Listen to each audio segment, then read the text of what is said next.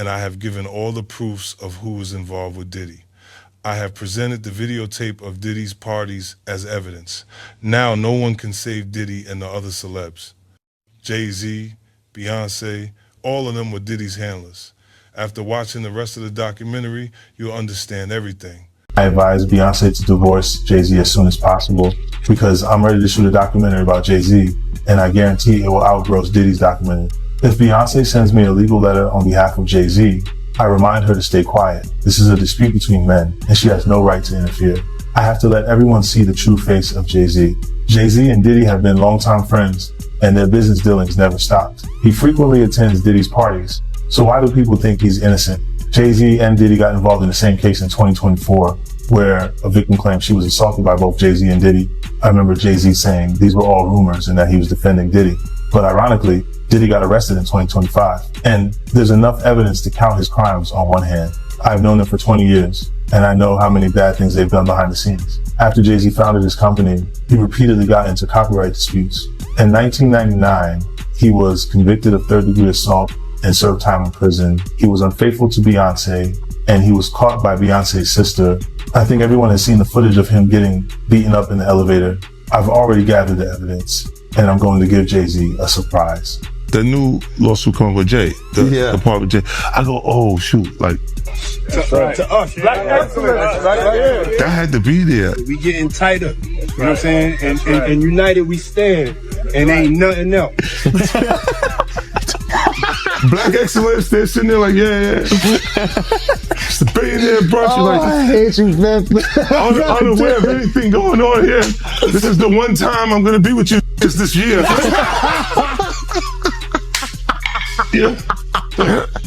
For a long time, the most powerful stories in hip-hop weren't controlled by contracts or headlines.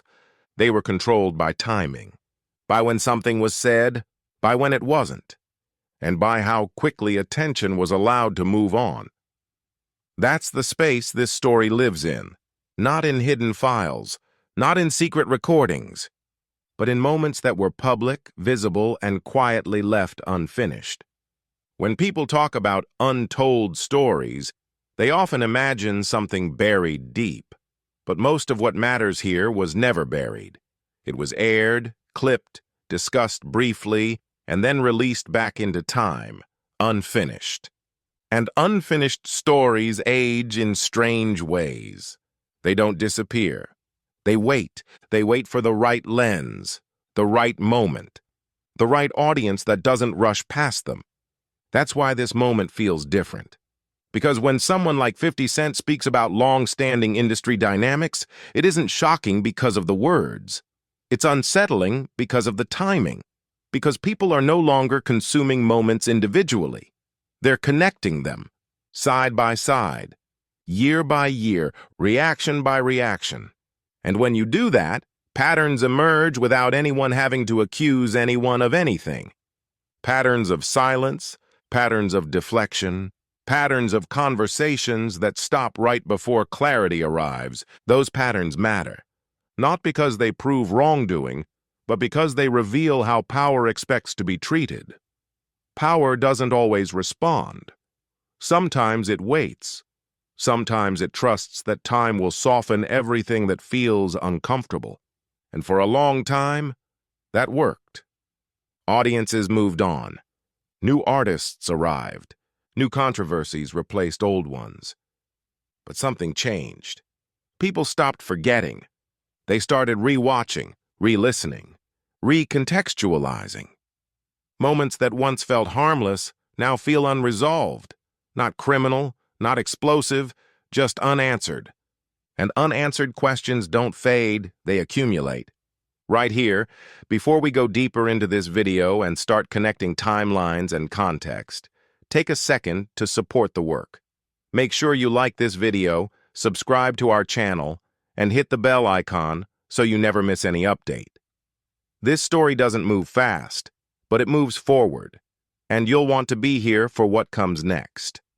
Because what we're really examining isn't individual statements, it's behavior over time. Who spoke freely when attention was light? Who grew distant when scrutiny increased? who relied on silence to do the work that explanation never did. Silence isn't neutral in systems like this. Silence is a tool.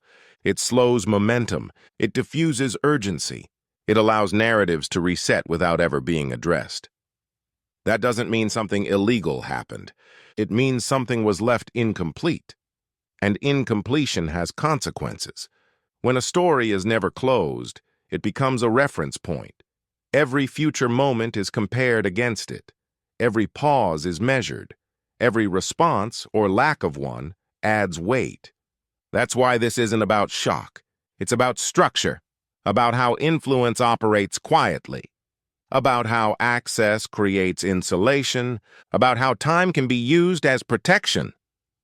This is the beginning of a deeper examination, not of people, but of patterns, not of rumors, but of repetition. And once repetition is seen, it can't be unseen. Because if nothing needed explanation, the silence wouldn't have lasted this long. And that's where this story truly starts. Once you accept that silence was doing the work, everything before it starts to feel different. Moments you once brushed past suddenly slow you down. Interviews that sounded confident now feel carefully limited. Answers that felt complete begin to feel edited. Not by producers, by instinct. This is where the story stops being about what people said and starts being about what they consistently avoided. Because avoidance leaves a shape, and shapes repeat. For years, whenever conversations moved too close to clarity, they didn't escalate. They dissolved. Attention shifted. The topic changed. Time passed. And time was trusted to finish the job that explanation never did. That's not accidental. That's experience. Power learns early that denial creates friction, but silence creates distance, and distance creates forgetfulness. Or at least, it used to. What's different now is that distance no longer guarantees forgetting. Everything lives forever. Clips resurface. Quotes are replayed. Context doesn't disappear. It waits. And when it returns heavier than before. That's why this moment feels uncomfortable, not explosive. Because nothing new is being forced into the conversation. Old material is simply being placed where it always belonged, next to itself.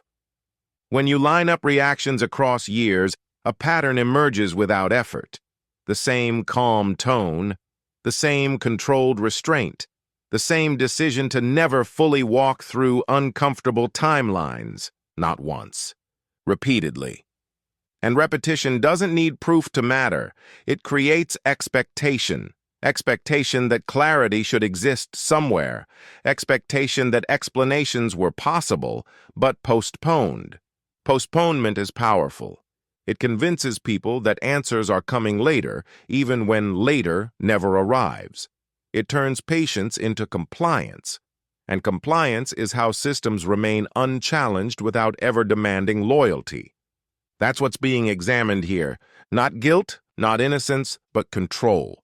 Control over when conversations happen. Control over how long they last. Control over what qualifies as worth revisiting.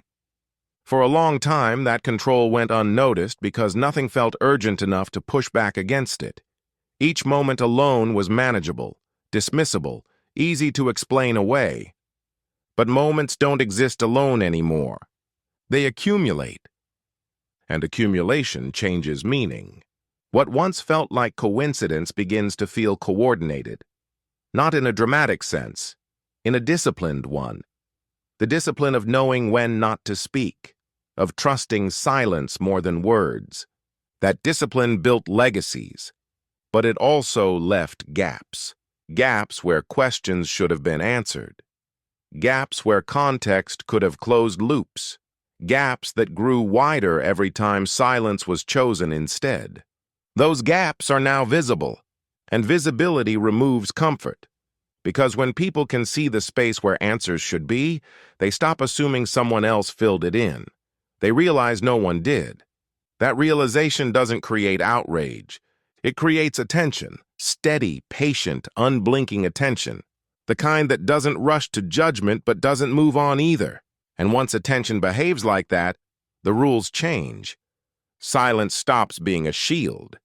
It becomes a signal that something was left unfinished.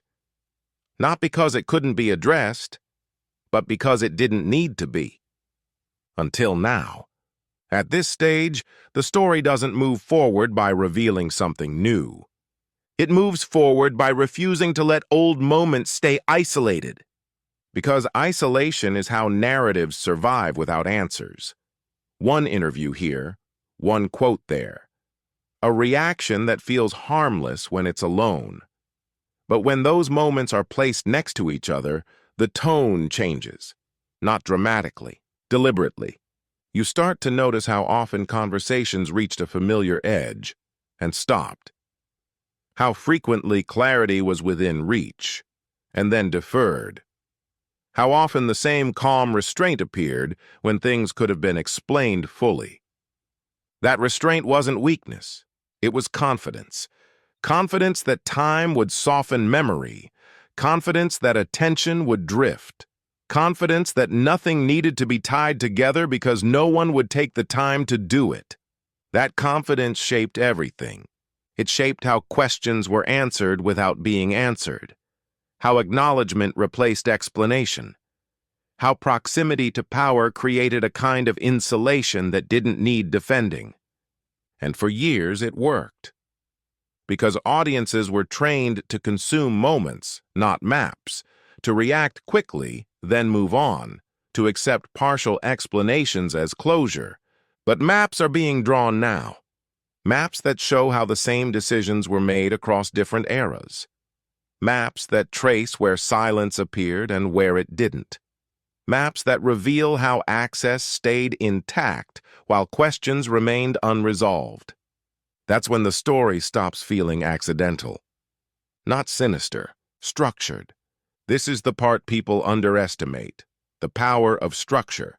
Structure doesn't accuse, it doesn't shout. It simply holds things in place long enough for meaning to emerge. When you see how often distance replaced dialogue, you don't need a conclusion handed to you.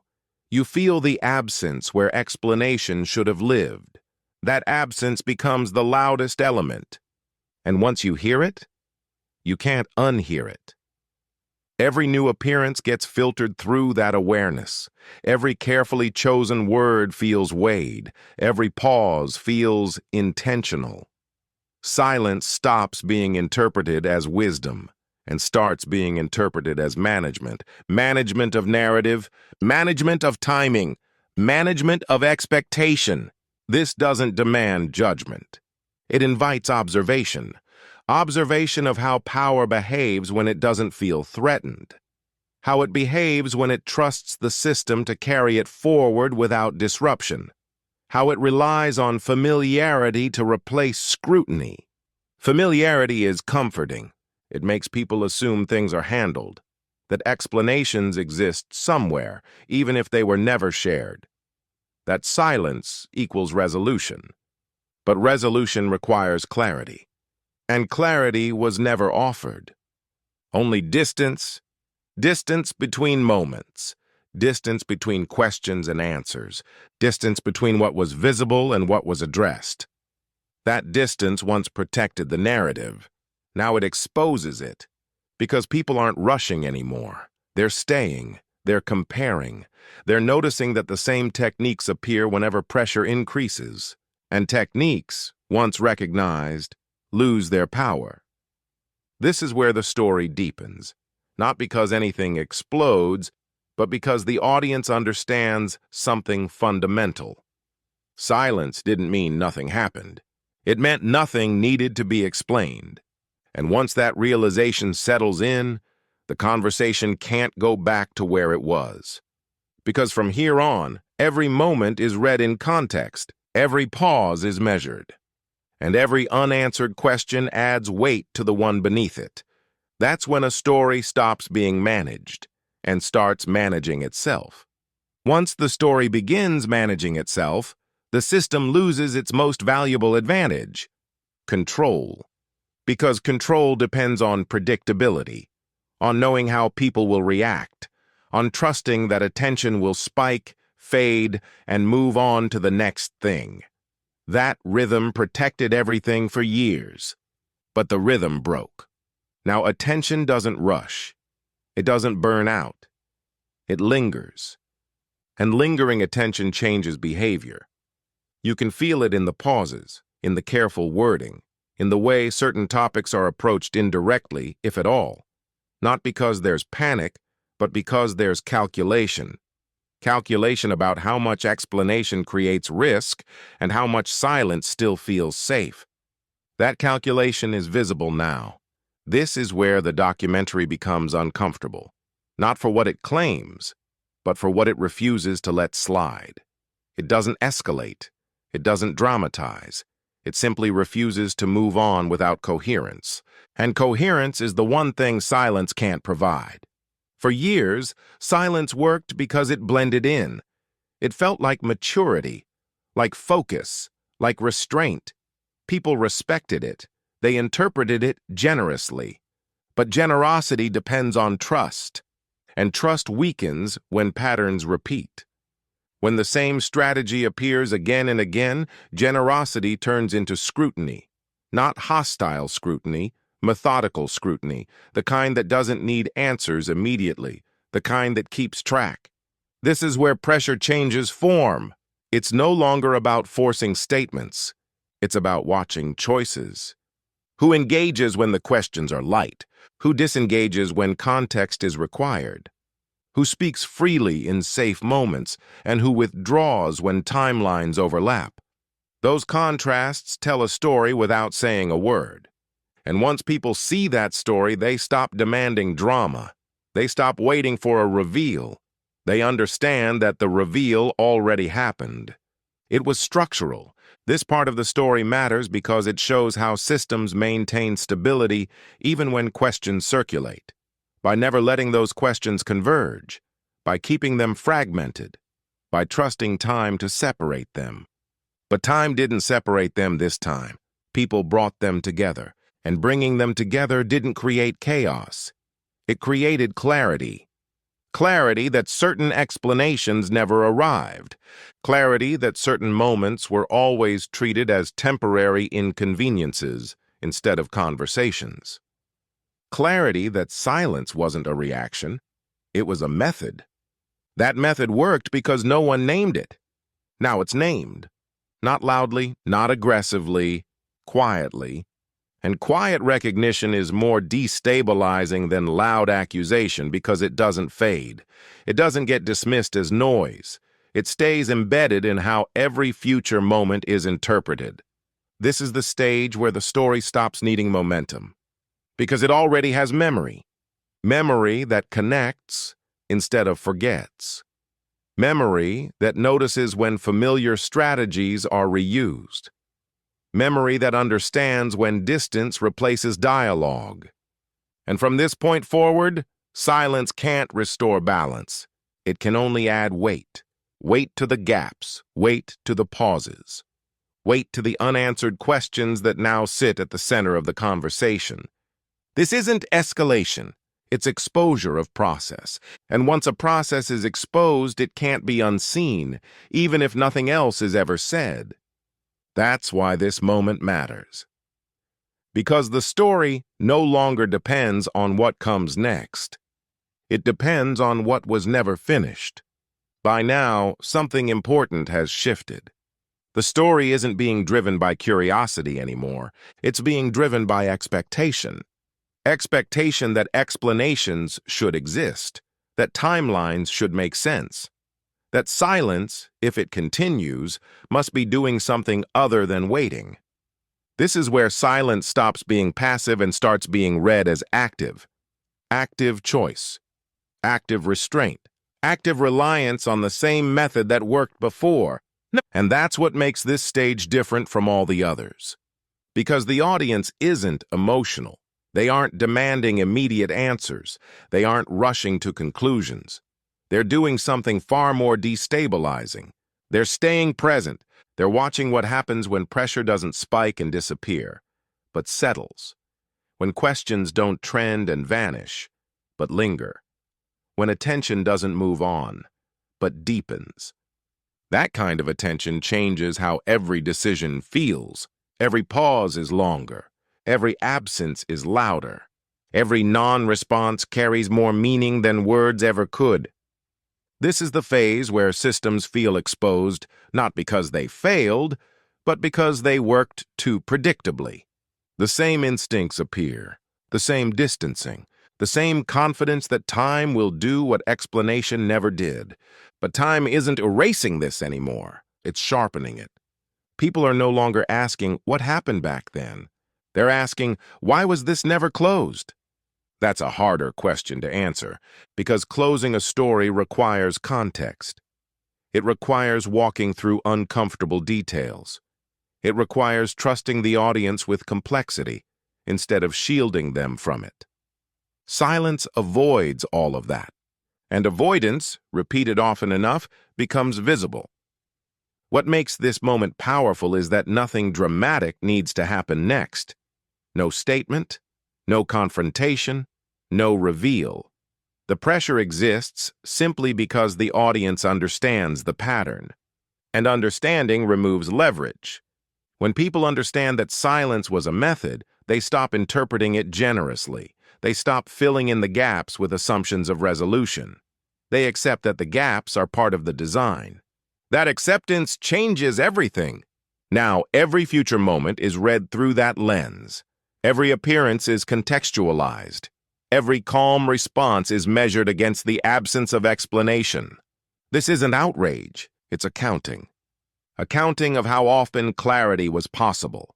Accounting of how often it was deferred. Accounting of how consistently distance replaced dialogue. That accounting doesn't accuse, it records. And records don't fade when the news cycle changes. This is why the story no longer needs new material. The existing material is enough. Enough to show repetition. Enough to show discipline. Enough to show that silence was never about uncertainty. It was about control. Control over timing. Control over narrative. Control over how long questions could be suspended without consequence. That control once felt unbreakable. But control depends on assumption. The assumption that people would eventually move on. They didn't. They stayed. And staying is what turns silence from protection into pressure. Because silence can hide uncertainty. It can't hide patterns.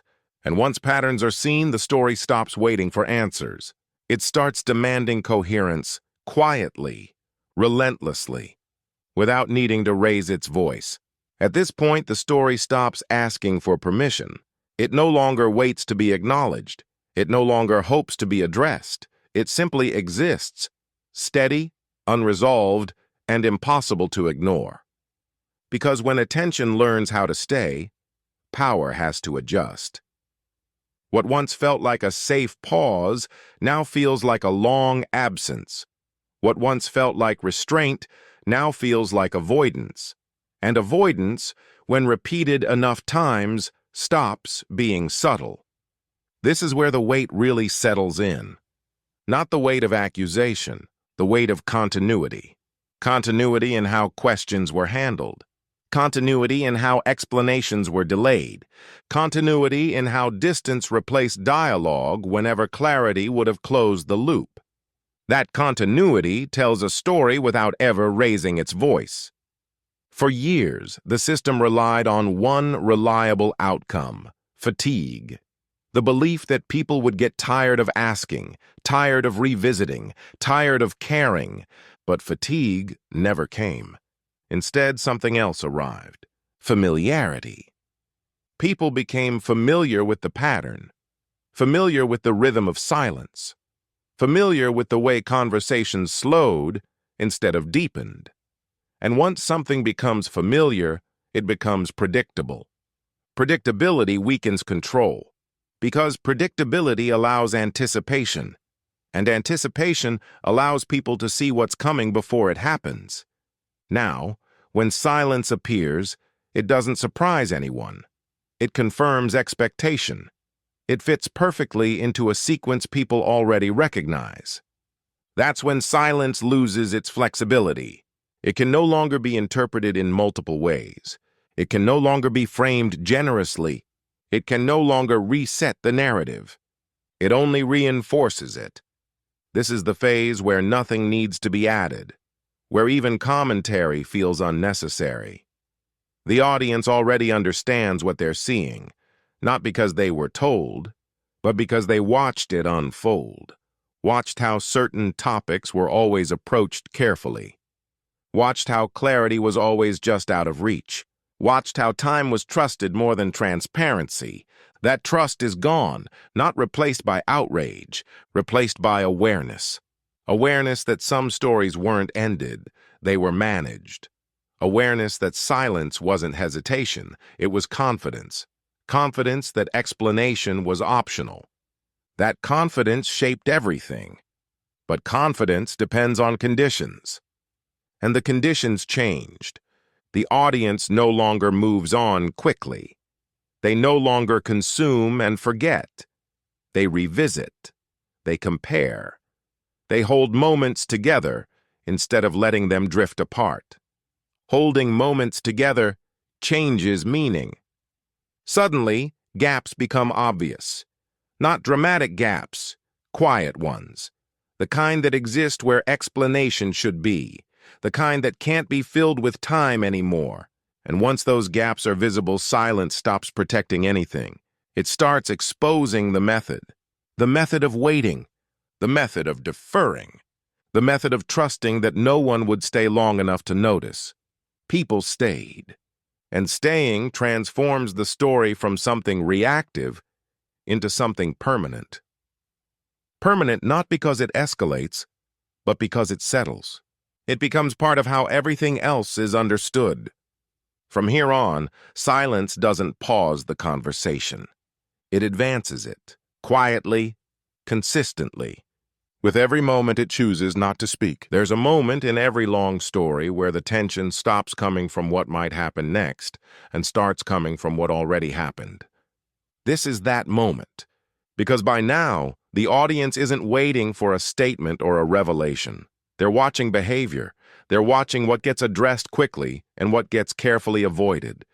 They're watching who steps forward when the conversation is easy and who disappears when it requires depth. And that contrast is doing more work than any accusation ever could. This is where silence becomes unmistakable. Not because it's loud, but because it's consistent. Consistency is powerful. It tells you what matters. It tells you what's protected. It tells you what's considered too risky to touch directly. When the same approach appears again and again, people stop asking if it's intentional. They start asking why it's necessary. And that question doesn't go away. It sits in the background of every appearance, every interview, every carefully chosen phrase. It colors how confidence is interpreted. It reframes calmness. It changes the meaning of restraint. Restraint used to signal control. Now it signals calculation.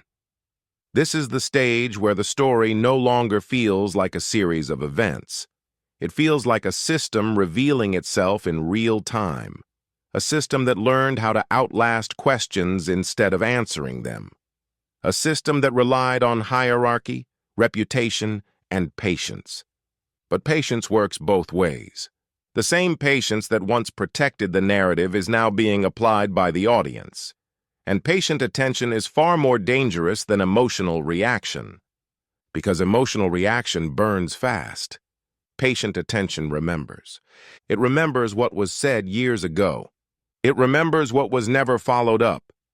It remembers how often clarity was postponed in favor of moving forward. That memory is cumulative. It doesn't explode. It doesn't trend for a day and vanish. It accumulates. And accumulation creates weight. Weight that doesn't need proof to exist.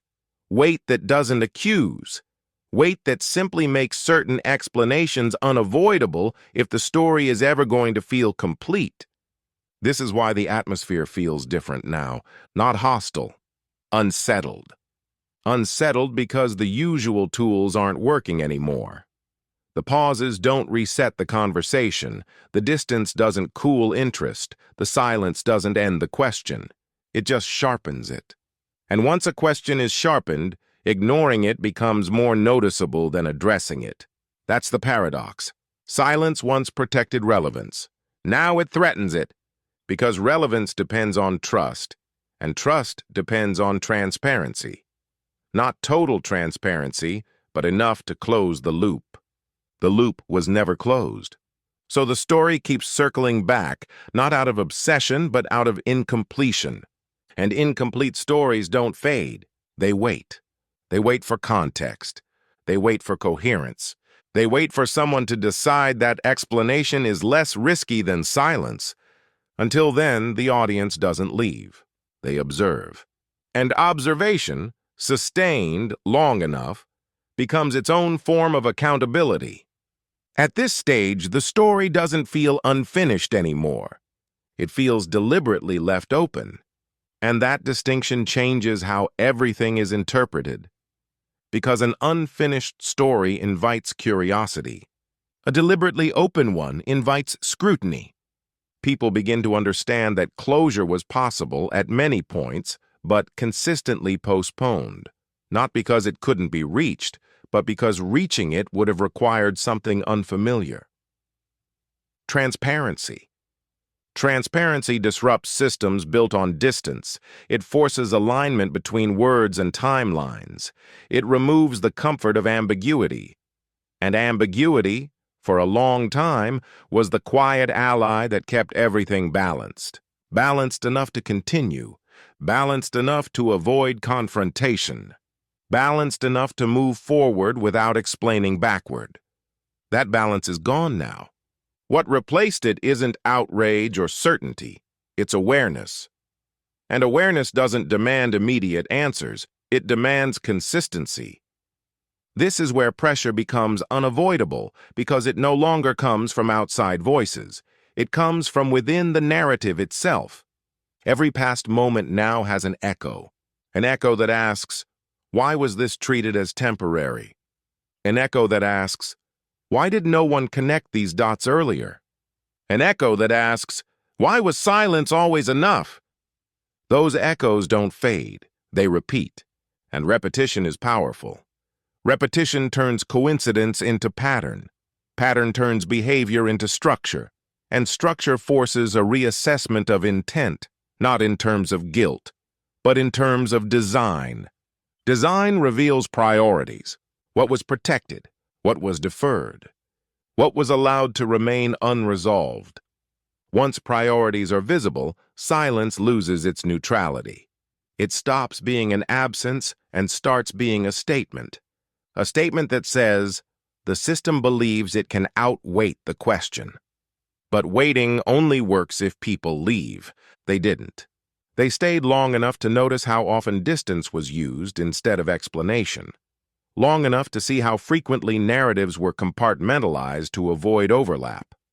Long enough to recognize that complexity was avoided not because it was confusing, but because it was clarifying. Clarifying in uncomfortable ways. This is the turning point. Not because new information arrives, but because interpretation stabilizes. People aren't speculating anymore. They're contextualizing. They're placing moments side by side. They're tracking how language shifts under pressure.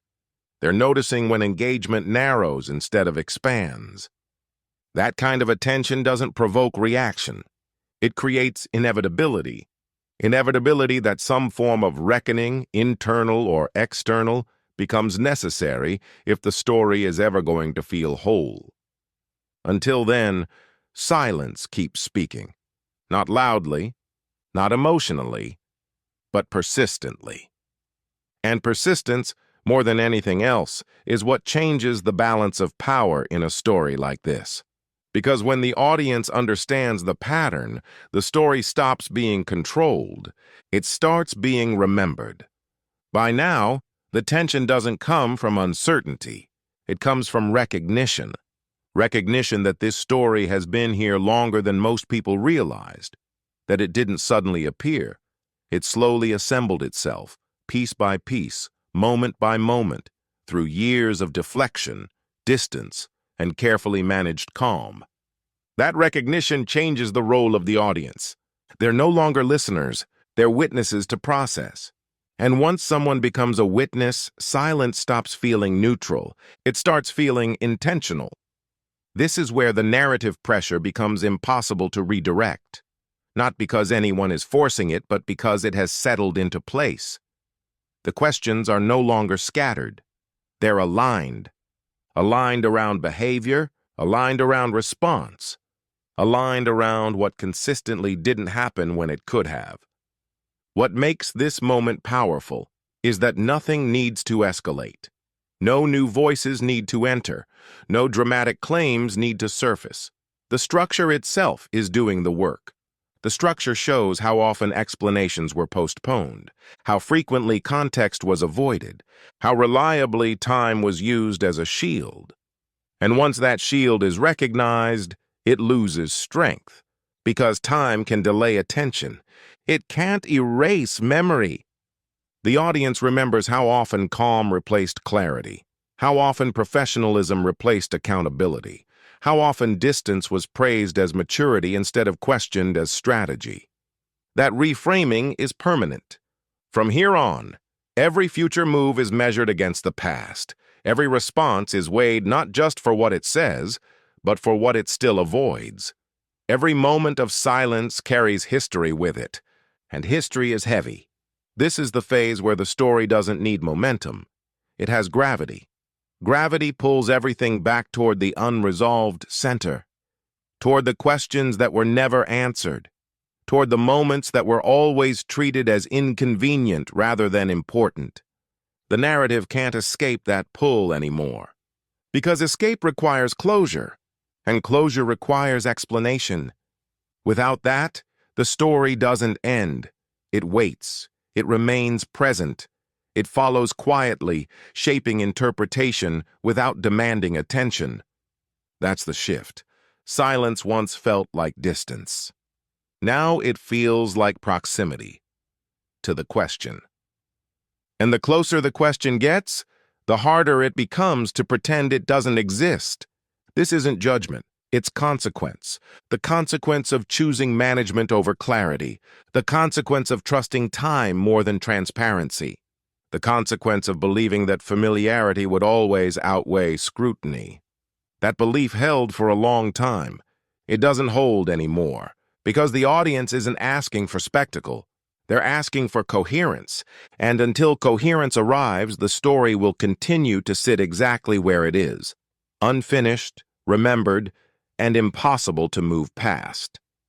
At the end of all this, the most important thing to understand is that nothing here hinges on a single statement, a single interview, or a single moment. It hinges on what never arrived. Because endings matter.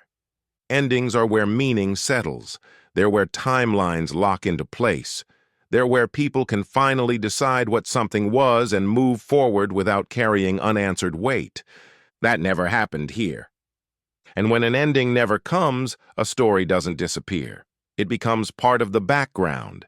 It shapes how everything else is seen, even when no one is actively talking about it. That's the quiet power of unresolved narratives. They don't demand attention. They earn it over time. This story didn't grow because people wanted drama. It grew because too many moments pointed in the same direction and never arrived at the same conclusion. Because distance kept replacing explanation. Because silence kept doing the work clarity never did. And eventually, people noticed. Not all at once. Not emotionally. Gradually. They noticed how often things paused instead of progressed. How frequently questions were acknowledged but never completed. How regularly time was trusted to handle what transparency could have closed. That trust ran out, not because of outrage, because of memory. Memory doesn't argue, it doesn't accuse, it doesn't exaggerate. It simply holds what happened exactly as it happened and waits for coherence to catch up. That's where we are now. in a space where the audience understands the pattern well enough that silence no longer feels neutral, where calm responses are no longer read as closure, where distance no longer feels like wisdom. From here on, every moment exists in context. Every choice is interpreted against what came before. Every pause carries history with it. And that's the real shift. Because once context becomes permanent, narratives can't reset. They can only resolve or remain incomplete. This story remains incomplete, not because answers don't exist, but because they were never given. And until that changes, the story doesn't need new chapters. It doesn't need louder voices. It doesn't need speculation. It already has what it needs. It has time. It has memory. And it has an audience that understands the difference between silence and resolution. That's not an ending. That's a condition. And conditions like this don't fade quietly. They wait.